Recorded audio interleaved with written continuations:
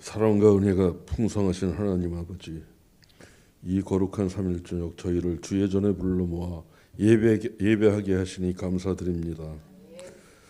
삶 속에서 지치고 상한 저희 마음을 주님 앞에 내려놓습니다.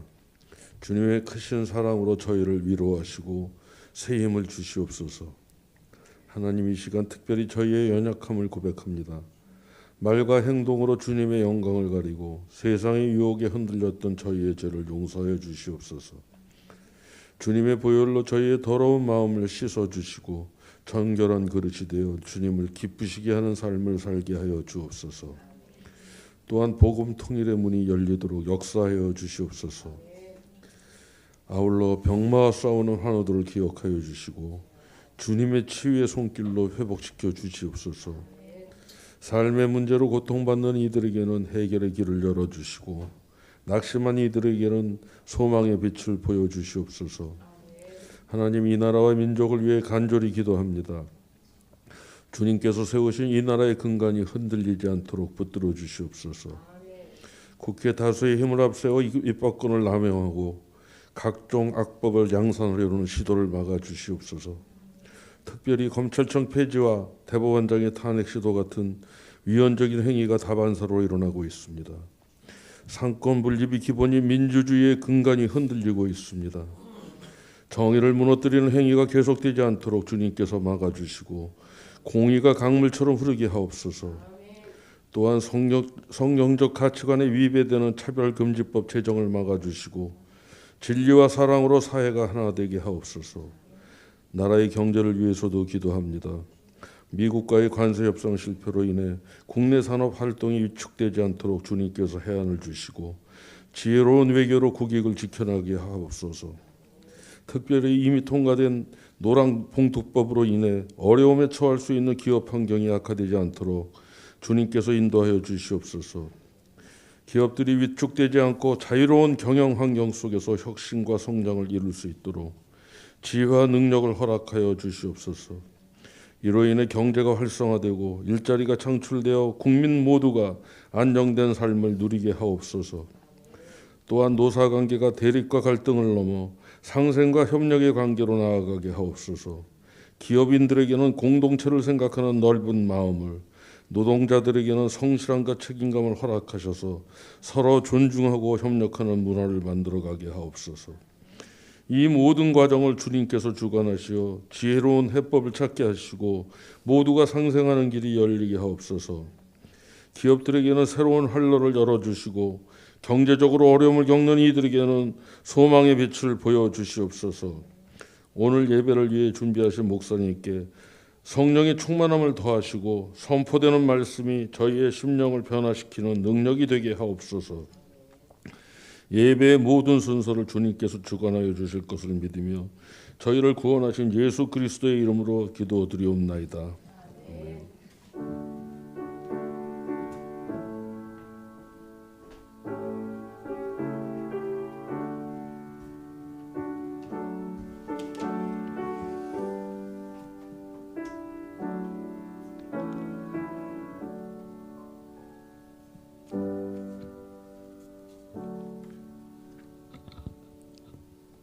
아멘.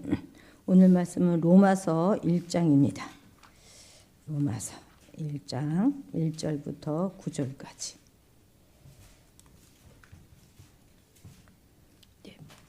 먼저 말씀 읽기 전에 먼저 광고부터 하면은요. 다음 주 추석 연휴 기간 동안에 수요 예배 십니다. 기억하셨다가 착오 없으시기 바랍니다. 로마서 1장 1절부터 9절까지 한 목소리로 읽도록 하겠습니다.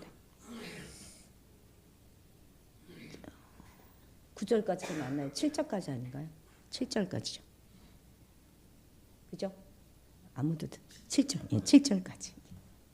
7절까지 한 목소리로 읽겠습니다. 예수 그리스도의 종 바울은 사도로 부르심을 받아 하나님의 복음을 위하여 택정함을 입었으니 이 복음은 하나님이 선지자들을 통하여 그의 아들에 관하여 성경에 미리 약속하신 것이라.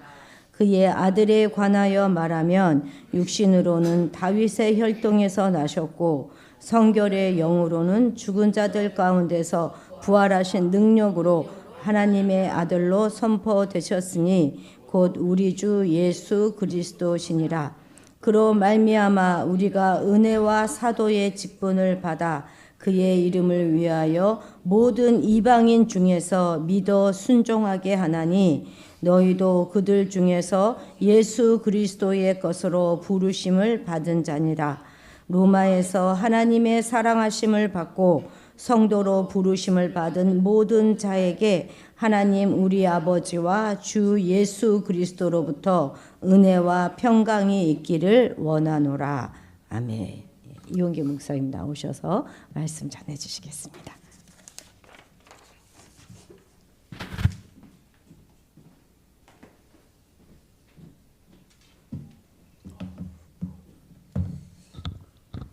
기도하겠습니다. 사랑의 아버지 하나님, 항상 저희들을 지켜주심을 감사합니다. 오늘도 귀한 시간 저희들에게 허락하셔서 주님 전에 나왔습니다. 전하는 말씀을 통해서 은혜 받을 수 있는 귀한 시간들이 되게 주님이 인도하여 주시옵소서. 감사하며 예수님 이름만 들어서 기도했습니다. 아멘. 제가 지난달까지 사도행전을 강해 나갔습니다. 사도행전을 마치면데 마침 제가 또 눈 수술을 받는 바람에 한 달간을 이렇게 쉬게 되었습니다. 그런 가운데 기도하는 가운데 다음에는 그럼 무엇을 놓고 말씀을 전할까 하는 가운데 로마서 생각이 났습니다. 로마서는 루터나 존 웨슬레나 또한 성 어거스틴 이 모두가 로마서를 통해서 많은 깨우침을 받았다 하여서 로마서 어려운 저거지만 한번 이것을 통해서 나도 한번 은혜 좀 받아볼까 해서 로마서를 시작하기로 하였습니다. 그래서 로마서 1장부터 나가는데 바울은 27권의 신약 성경 가운데 13편의 편지를 기록했습니다. 이 편지를 흔히 바울 서신이라고 부르죠. 이 편지들 가운데 편지를 받는 사람들의 상황 상태를 알고 편지를 썼기 때문에 그것에 문제가 되는 특정한 목적을 가지고 기록한 서신들입니다. 대표적으로 고린도 교회와 갈라디아 교회를 통해서 바울은 썼습니다. 고린도 교회에 보낸 편지에는 당시 고린도 교회에 있었던 심각한 파벌 싸움으로 염두에 두고 편지를 쓴 것이죠.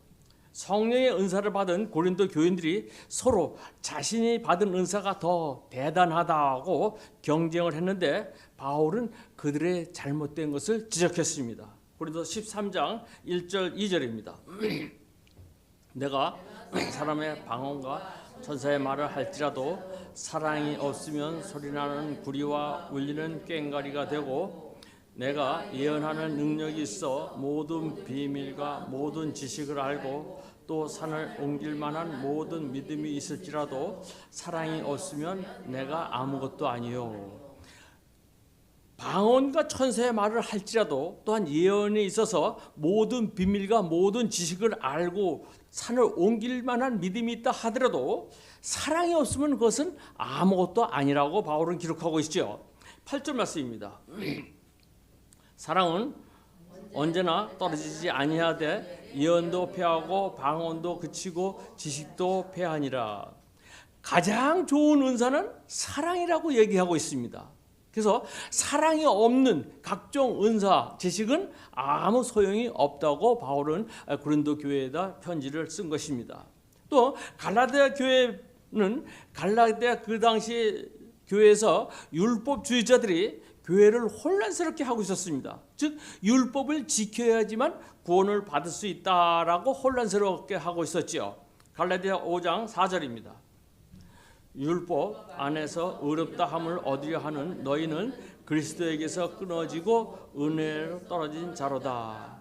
율법을 지켜야만 구원을 받을 수 있다는 것이 아니라 오직 은혜로 구원을 받을 수 있는 것이라고 갈라디아 교회에 썼습니다.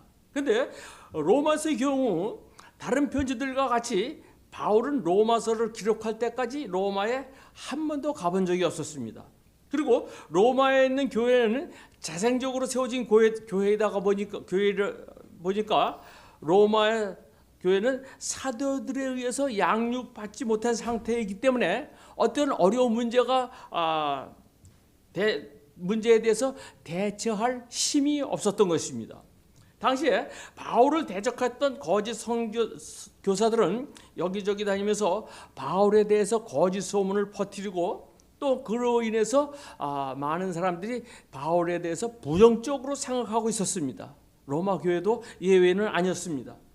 사도로서 자격이 없는 바울이 문제가 되는 잘못된 복음을 전한다 해서 일부의 사람들이 바울에 대해서 부정적으로 생각을 갖고 있었던 것입니다. 사실 로마 교회는 바울이 세운 교회가 아니죠.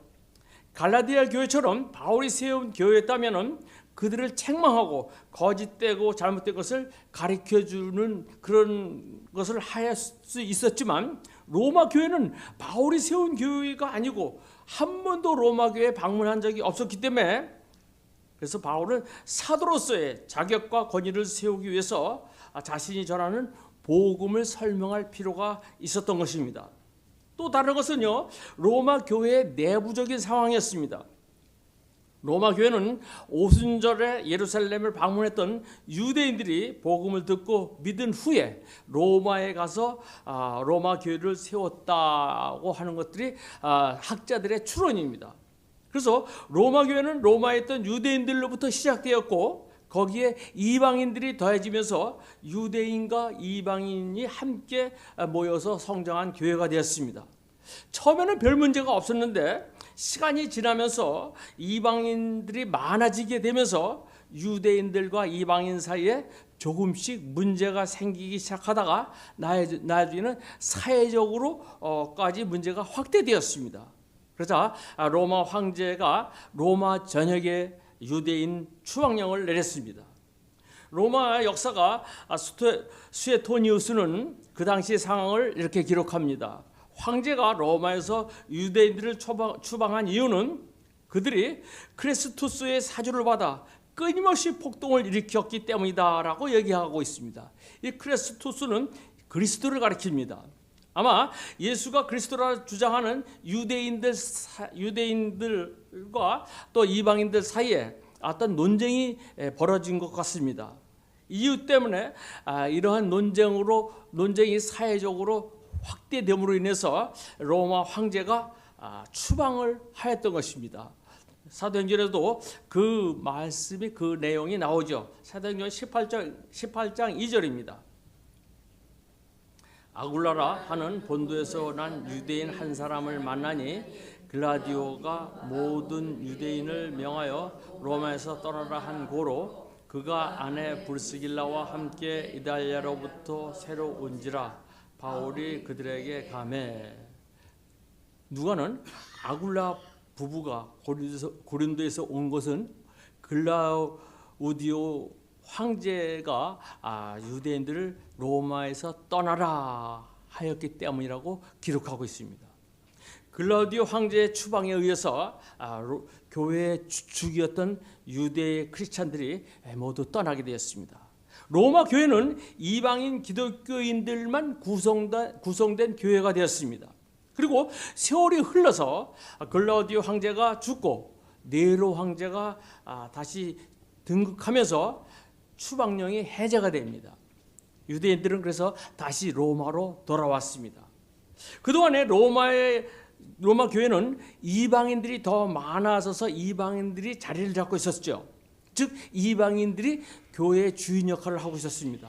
근데 유대인들이 다시 돌아옴으로 인해서 교회 내에서 이방인과 유대인들 사이에 갈등이 생겼던 것이죠. 그래서 교회는 하나가 되지 못하고 분열된 상태가 되었던 것입니다. 바울은 이러한 로마 교회의 소식을 듣고 분열된 교회를 다시 하나로 만들기 위해서 편지를 쓴 것이죠. 로마서 1장 7절입니다. 로마에서 하나님의 사랑하심을 받고 성도로 부심을 받은 모든 자에게 하나님 우리 아버지와 주 예수 그리스도로부터 은혜와 평강이 있기를 원하노라. 성도로 부르심을 받은 모든 자에게, 즉 이방인 그리스도인이나 유대인 그리스도인 모두에게 예수 그리스도의 은혜로 하나가 되기를 원한다고 편지를 쓴 것입니다. 로마서 1장 1절입니다. 예수 그리스도의 종 바울은 사도로 부르심을 받아 하나님의 복음을 위하여 택정함을 입었으니. 사도 바울은 자신을 뭐라고 합니까? 예수 그리스도의 종으로 소개합니다. 여기서 종이라는 단어는 노예라는 뜻을 내포하고 있습니다. 바울은 나는 예수 그리스도의 노예다 하고 스스로 소개한 것이죠. 그러나 그가 처음부터 이렇게 예수 그리스도의 종이라 생각하면서 살아갔던 것은 아니죠. 바울은 이전에 예수 그리스도를 전혀 몰랐던 사람입니다. 오히려 예수 믿는 자를 핍박하였던 사람이었던 것이죠. 그러다가 예수 그리스도를 만난 후에 그의 인생관이 완전히 달라졌습니다. 그의 정체성이 바뀌어버렸죠. 예수님을 만나기 전에는 내 인생의 주인은 나 자신이다 라고 생각하다가 예수님을 만난 후에 예수님께서 내 인생의 주인이 되시고 나는 그분의 종이라고 고백하게 되는 것입니다. 당시에 종은 주인에게 절대 복종해야 하는 것이었죠. 그렇기 때문에 바울은 오직 예수님께 절대 복종한다는 뜻으로 종이라고 표현하고 있던 것입니다. 자신의 생명의 소유권은 내 자신이 아니라 예수님께 달려 있다는 것이죠. 그리고 나서 바울이라는 자신의 이름을 적었습니다. 여러분, 바울은 헬라어로 바울로스라고 합니다. 바울의 원래 이름은 아시다시피 사울이었습니다. 사울은 베냐민 지파 출신으로, 베냐민 지파는 이스라엘 첫 번째 왕인 사울 왕을 배출한 명문 지파입니다. 사울이라는 이름의 뜻은 구하다, 요청하다라는 뜻입니다. 그런데 인간의 욕심은 끝이 없죠. 한없이 구하고 한없이 요청합니다. 지금 요구하는 것이 채워지면 또 다른 것을 요구하는 것이 우리들의 욕심인 것이죠. 그래서 사울 왕은 왕으로 되어 있으면서도 자신의 상태에 만족하지 못하고 권력의 노예가 되어서 하나님의 말씀을 무시하고 자신의 뜻대로 살다가 비참하게 망했습니다. 그렇지만 베냐민 지파 사람들은 자신들의 지파가 이스라엘 최초 왕을 배출한 지파라는 이 자부심을 갖고 있었습니다. 그래서 바울의 아버지도 아들을 낳고 그의 이름을 사울이라고 지었던 것이죠. 베냐민 지파의 출신으로 이스라엘 첫 번째 왕이 되었던 사울처럼 훌륭한 인물이 되라는 뜻으로 사울이라고 지었던 것입니다. 그런데 사울이 다메섹에 가던 길에 예수님을 만나고 회심한 이후에, 그리고 첫 번째 전도 여행을 떠나면서 이름을 바울이라고 바꿨습니다. 사도행전 13장 9절입니다. 바울이라 하는 사울이 성령이 충만하여 그를 주목하고 바울이라는 이름으로 바꿨습니다. 바울이라는 이름은 작다라는 뜻이죠. 내가 주님을 만나고 주님 앞에 서보니까 나라는 존재는 정말로 작아도 너무 작다 하는 것을 깨달았습니다. 바울은 예수님을 만나기 전에 자기 자신을 자랑하였었습니다. 빌립보서 3장 5절 6절입니다. 나는 8일 만에 할례를 받고 이스라엘 족속이요 베냐민 지파요 히브리인 중에 히브리인이요 율법으로는 바리새인이요 열심으로는 교회를 박해하고 율법의 의로는 흠이 없는 자라. 율법의 의로는 흠이 없는 자라는 이 자부심에, 즉 율법을 통해서 구원을 받을 수 있다고 생각하였던 바울은 자신은 넉넉하게 구원을 받을 수 있다는 자신이 있었습니다. 그런데 예수님을 만나고 난 후로 이 생각이 바뀌었지요. 7절, 8절, 9절입니다. 그러나 무엇이든지 내게 유익하던 것을 내가 그리스도를 위하여 다 해로 여길 뿐더러 또한 모든 것을 해로 여김은 내 주 그리스도 예수를 아는 지식이 가장 고상하기 때문이라. 내가 그를 위하여 모든 것을 잃어버리고 배설물로 여김은 그리스도를 얻고 그 안에서 발견되려 함이니 내가 가진 의는 율법에서 난 것이 아니요 오직 그리스도를 믿음으로 말미암은 것이니 곧 믿음으로 하나님께로부터 난 의라. 예수님을 만나고 난 후에 율법을 통해서가 아니라 예수님의 은혜로 거듭난다는 것을 깨닫게 된 것입니다. 바울의 잘못된 열심으로 바울은 하나님을 섬겼지만 바울의 잘못된 신앙과는 바울 스스로가 깨우친 것이 아니라 누가? 주님이 찾아와서 주님이 깨우쳐 주셨습니다. 그렇다면 바울은 왜 자기를 이렇게 소개하였습니까? 1절 말씀 다시 한번 보겠습니다.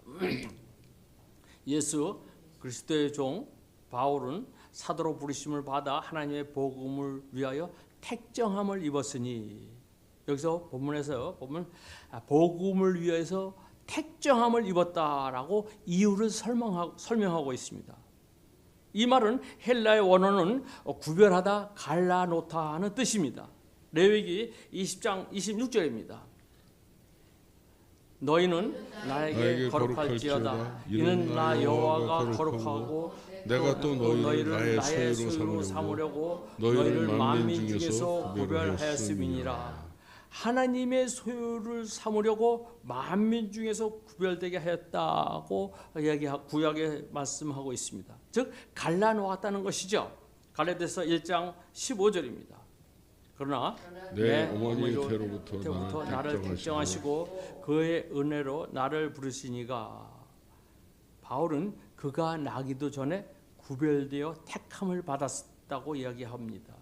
태중에 있을 때부터 하나님으로부터 복음을 전하라는 사명을 받고 선택되어졌다는 것이죠. 선택받은 바울이 전해야 할 복음 2절입니다. 이 복음은 하나님의 선지자들을 통하여 그 아들에 관하여 성경에 미리 약속하신 것이라. 복음은 하나님의 선지자를 통해서 그 아들에 관하여서, 즉 예수 그리스도에 관하여서 얘기하는 것이죠. 그러니까 예수 그리스도가 갑자기 어느 날 하늘에서 뚝 떨어진 것이 아니라는 것이죠. 성경에 미리 약속한 것이라고 이야기하고 있는 것이죠. 성경은, 이 당시에 성경이라 하는 것은 구약 성경을 얘기합니다. 유대인 신자들은 그들이 믿는 구약 성경 안에서 예수 그리스도를 발견하여야지 되었고, 예수 그리스도는 구약의 성취임을 알아야지 됐던 것이죠. 로마 교회 안에서 유대인 신자들이 이 복음이 구약 성경에서 약속된 사실이라는 것을 깨닫게 되면은 그만큼 유대인 신자들과 이방인 신자들 사이에가 예수 그리스도를 중심으로 결속하게 되고 더 신앙이 깊어진다고 성경은 미리 약속하고 있는 것입니다. 창세기 3장 15절입니다. 내가 여자와 원수가 되게 하고 네 후손도 여자의 후손과 원수가 되게 하리니 여자의 후손은 네 머리를 상하게 할 것이요 너는 그의 발꿈치를 상하게 할 것이라 하시고, 여기서 여자의 후손을 누굴 얘기합니까? 예수님을 얘기하고 있는 것이죠. 이사야 7장 14절입니다. 그러므로 주께서 친히 징조를 너에게 보여주실 것이라. 보라, 처녀가 잉태하여 아들을 낳을 것이요 그 이름을 임마누엘이라 하리라. 여기서 처녀는 마리아를 얘기하죠. 그가 아들을 낳을 것이라. 이 아들이 즉 예수 그리스도지요. 미가서 5장 2절입니다. 베들레헴 유브라다야, 너는 유다 족속 중에 작을지라도 이스라엘 다스릴 자가 내게서 내게로 나올 것이라. 그의 근본은 상고에 영원히 있느니라. 예수님이 베들레헴에서 탄생하시는 것을 예고한 것이죠. 바울은 그리스도인들이 무조건 그리스도인들에게 믿으라 하는 것이 아니라 성경 안에서 예수 그리스도에 대한 약속된 것들이기 때문에 예수 그리스도는 성경의 성취되었음을 말하고 있는 것입니다. 구약 성경이 예수 그리스도에 관한 약속은 예수님께서도 말씀하셨습니다. 요한복음 5장 39절입니다. 너희가 성경에서 영생을 얻는 줄 생각하고 성경을 연구하거니와 이 성경이 곧 내게 대하여 증언하는 것이라. 예수님께서 성경이 나에 대해서 증언하고 있다고 말씀하셨습니다. 이 복음이 구약 성경에서 선지자들을 통해서 약속된 하나님의 아들이라고 이야기하는 것이죠. 23절 말씀 보시기 바랍니다. 그의 아들에 관하여 말하면 육신으로는 다윗의 혈통에서 나셨고, 그의 아들에 관해서, 즉 예수님에 대해서 예수님은 다윗의 혈통을 통해서 오신다고 얘기하고 있는 것입니다. 이것은 구약 예언자들의 예언을 한 예언자들의 성취인 것입니다. 구약의 선자들은 메시아가 다윗의 혈통에서 태어날 것이라고 예언하였는데 이것이 이루어진 것입니다. 에레미야 23장 5절입니다. 여호와의 말씀이라. 보라 때가 이르니 내가 다윗에게 한 의로운 가지를 일으킬 것이라. 그가 왕이 되어 지혜롭게 다스리며 세상에서 정의와 공의를 행할 것이며. 보라 때가 이르니 내가 다윗에게서 한 의로운 가지가 일으킬 것이다. 즉 예수 그리스도를 이야기하는 것입니다. 에스겔서 34장 23절입니다. 내가 한 목자를 세워 먹이리니 그는 내 종 다윗이라. 그가 그들을 먹이고 그들의 목자가 될 것이라. 내 종 다윗이라. 그가 그들을 먹이고 그들의 목자가 될 것이라. 이처럼 성경의 예언대로 예수님은 다윗의 혈통을 통해서 이 땅에 오셨습니다. 4절 말씀입니다. 성결의 영으로는 죽은 자들 가운데 부활하사 능력으로 하나님의 아들로 선포되셨으니 곧 우리 주 예수 그리스도니시니라. 하나님의 아들로 선포되었으니 주 예수 그리스도라. 즉 하나님은요 신이시기 때문에 육신의 모습으로 이 땅에 오셨던 것입니다. 이것을 신학적으로 성육신 즉 인카네이션이라고 합니다. 이것은 신적인 존재가 인간의 육체로 오심을 말하고 있는 것이죠. 즉 하나님의 아들로 오신 분이 예수 그리스도이신 것이죠. 그렇기 때문에 예수님은 인간인 동시에 하나님이셨습니다. 바꿔 말하면 예수님께서는 인성과 신성을 동시에 갖고 계신 분입니다. 하나님의 아들이신 예수님께서 인간을 구원하시기 위해서 인간의 몸을 입고 이 땅에 오신 사건이 복음인 것이죠. 기쁜 소식, 복된 소식인 것입니다. 하나님과 인간 사이를 연결해 주는 화해자, 이분은 즉 예수 그리스도이신 것입니다. 예수님께서는 하나님의 아들이라고 하시는 가장 큰 증거는 부활 사건이었습니다. 예수 그리스도께서 죽은 자 가운데서 부활하심으로 그가 하나님의 아들임을 증거했던 것이죠. 예수님께서 부활하심으로 하나님의 아들이 확실히 되었고 그리스도의 복음의 중심이며 복음 자체가 되었던 것입니다. 5절 말씀, 6절 말씀입니다. 그로 말미암아 우리가 은혜와 사도의 직분을 받아 그 이름을 위하여 모든 이방인 중에서 믿어 순종하게 하여 너희도 그들 중에 예수 그리스도의 것으로 부르심을 받은 자니라. 5절에 그로 말미암아, 누구로 말미암아입니까? 예수 그리스도로 말미암아 얘기하는 것이죠. 예수 그리스도로 말미암아 멸망받아 마땅한 죄인이 예수 그리스도로 말미암아 이 영생을 받는 것이 큰 은혜이며, 또 예수 그리스도의 이름을 위하여 이방인 중에서 선택되어서 믿음으로 들어선 그 말씀에 순종하는 이 로마 교회 교인들은 예수 그리스도의 부르심을 받은 자라고 이야기하고 있는 것입니다. 7절 말씀입니다. 로마에서 하나님의 사랑하심을 받고 성도로 부르심을 받은 모든 자에게 하나님 우리 아버지와 주 예수 그리스도로부터 은혜와 평강이 있기를 원하노라. 로마 교회 크리스찬들, 기독교인들, 즉 유대인 크리스찬이나 이방인 크리스찬들 모두가 예수 그리스도로부터 부름을 받은 백성들이라고 얘기하고 있습니다. 그렇기 때문에 다 예수 그리스도의 부름을 받았기 때문에 지금 분열되고 혼란스러운 환경을 극복하고 지혜롭게 해결해서 모두에게 하나님 우리 아버지와 예수 그리스도의 은혜와 평안함으로 복된 삶을 누리기를 원한다는 것이 바울의 편지인 것입니다. 죄악된 세상에 살면서 주님이 찾아와 주시고 주님으로부터 선택되었습니다.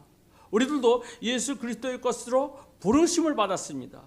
부르심을 받고 나서 내 뜻대로 사는 것이 아니라 주님이 주신 말씀대로 주의 종이 되어서 그 뜻에 합당한 삶을 살 수 있는 여러분과 저가 되기를 주님의 이름으로 축원을 드립니다.